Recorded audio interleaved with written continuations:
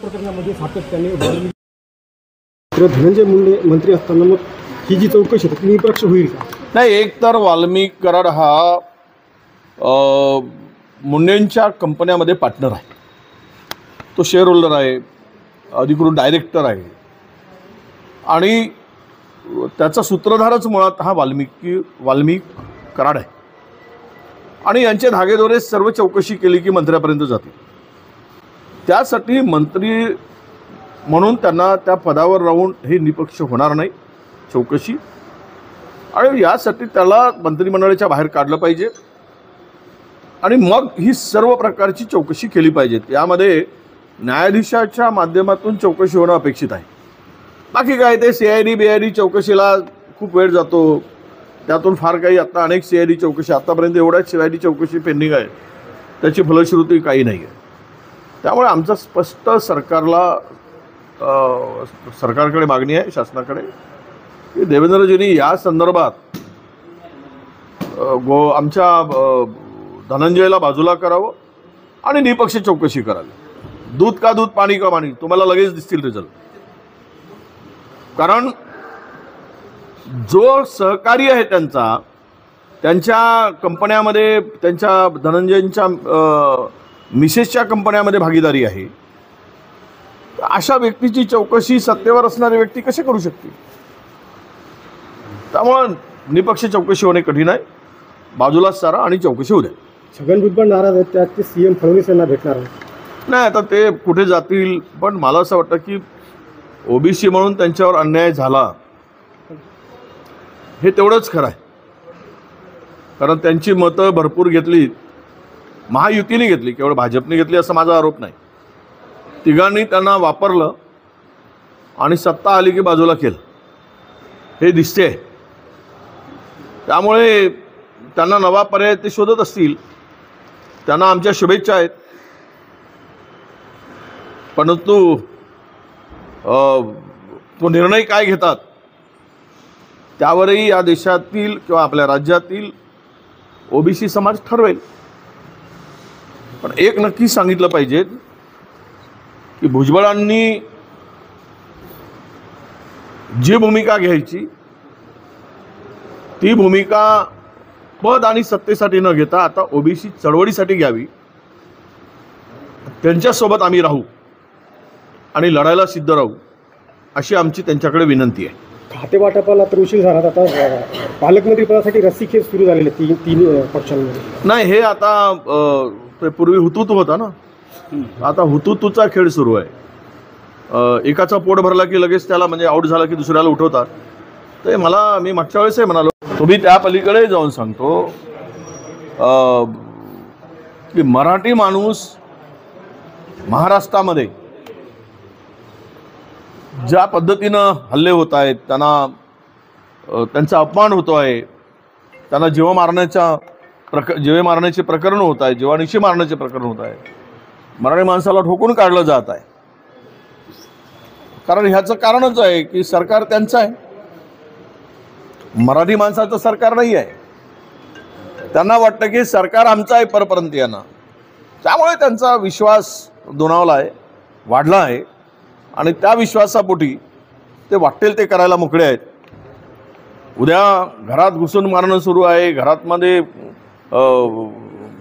त्यांच्या खाण्यापिण्यावरून मारणं सुरू आहे। उद्या म्हणतील की आमचा वार्डामध्येच नको, आता त्यांना फ्लॅटमध्ये नको आहे, उद्या त्यांना वार्डामध्ये नको आहे, उद्या शहरामध्ये नको आहे मराठी माणूस। कारण ह्या सरकारवरच मर्जी परप्रांतीयाची आहे, त्या सरकारलाच वाटत आहे की आम्ही परप्रांतीयामुळे सत्तेमध्ये आलो आहोत आणि परप्रांतीयांना वाटते की सरकार आमचं आहे। त्यामुळे राजाश्रयामुळे मराठी माणसाला उद्या महाराष्ट्रातून हद्दपार केलं तर त्यात काही म्हणजे लोकांना अचंबा वाटायला नको। एकत्र आलेले आहेत, काय वाटतं राजउद्धव एकत्र आले नाहीत लग्नाचा विषय? राहुल गांधी आज परभणी दौऱ्यावरती, त्या दौऱ्याबद्दल नाही, ज्या पद्धतीनं सूर्यवंशीचा पोलीस कोठडीमध्ये मृत्यू झाला, एकूणच प्रकरण इतकं भयानक आहे की पोलिसांनी या प्रकरणामध्ये जो आतताईपणा केला त्या संदर्भात गृहमंत्र्यांचं उत्तर आम्हाला अपेक्षित जे होतं ते मिळालं नाही हाऊसमध्ये। आणि फार वाईट पद्धतीनं त्या ठिकाणी पोलिसांनी बळाचा वापर करून लोकांना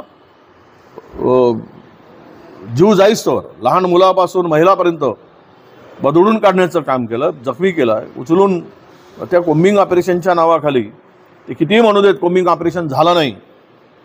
ज्यावेळेस या सूर्यवंशीला मल्टिपल इंजुरी म्हणून आपला डॉक्टरांचा रिपोर्ट येतो, CS चा रिपोर्ट येतो, त्यावेळेस काय त्याला वळ म्हणजे काही सिनेमामध्ये मारतात तशा रेगा मारल्या होत्या काय? त्याच्यावरून दिलेला रिपोर्ट आहे काय? सिनेमामध्ये वळ दाखवतात ना. काय चाललं आहे या राज्यामध्ये? कुठल्या पद्धतीचं स्टेटमेंट केलं जात आहे? काही म्हणजे तिथं काही झालंच नाही, मग तो पोलीस कोठडीमध्ये मारायला. हे सगळं जे आहे या राज्यामध्ये ज्यांची ज्या पद्धतीची नीती आहे किंवा तो काम करण्याची पद्धत आहे किंवा त्यांचा जो आयडिओलॉजी आहे त्यामध्ये हा दलित, आदिवासी, मागासवर्गीय कुठेच नसतो. त्यांनी आवाज करायचा नाही. आवाज केलं तर घरातून काढू, मारू, आणि मारला तरी आम्ही 5-10 लाख रुपये देऊ, सात्वन करू, याच्या पलीकडे तुम्ही बोलायचं नाही. या विचाराने जर सरकार वागत असेल तर सरकारचा आतताईपणा आहे.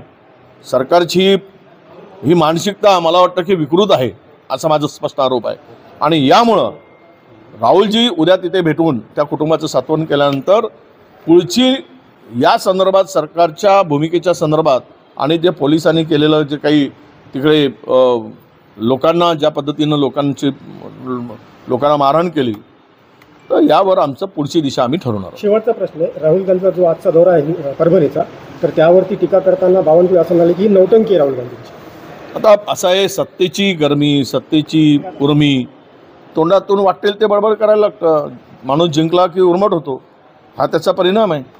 एखादा दलित कुटुंबातील व्यक्तींचा पोलीस कोठडीत मृत्यू होतो, ते कशामुळे आंदोलन होतं की ज्यामध्ये संविधानाचा शिल्प तोडला जातो, तिथून झालेलं ते आंदोलन. परंतु ज्या पद्धतीने ते प्रकरण सगळं हाताळलं गेलं आणि त्यातून जे काही आजची स्थिती उद्भवली, तर हे लपून नाही आहे, महाराष्ट्र सगळा बघतोय. अशा वेळेस बावनकुळेजींनी, आमचा सल्ला आहे त्यांना की कुठल्याही नेत्याविरुद्ध बोलताना शब्द जरा जपून बोलावे. सगळ्यांच्याच बरोबर आम्हाला बोलता येईल, मग सगळे बाकीच्यांची नौटंकी पण आम्हाला काढता येईल.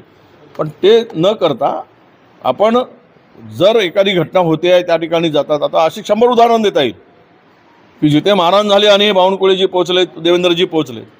पण अशा पद्धतीनं बोलत असाल तर ती सत्तेची गरमी आहे. ठीक आहे, 5 वर्ष सत्ता तुम्ही भोगाल, पण लोक मात्र लक्षात ठेवतील, हे लक्षात घेतलं पाहिजे. नंबर लागून जातो. आता पालकमंत्रीसुद्धा रोटेशन पद्धतीनं घ्या. 1 वर्ष पालकमंत्री, कारण सगळ्यांनाच मोठ्या मोठ्या जिल्ह्यांचे पालकमंत्री व्हायचे आहेत, त्यामुळं करा. त्यांना काही देणं घेणं नाही आहे.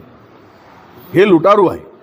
हे सगळे जे मेळ जमला आहे, घोळ करून जमवलेला जो काही मेळ आहे, हा महाराष्ट्र लुटायसाठी आणि महाराष्ट्र बर्बाद करायसाठीचा आहे. त्याचे लक्षण आता दिसायला लागले आहेत. जे असं म्हणतात की बाळाचे पाय पाळण्यात दिसतात, ते सरकार स्थापनेपासून यांची नीती आणि मत्ता दोन्ही दिसायला लागली आहे.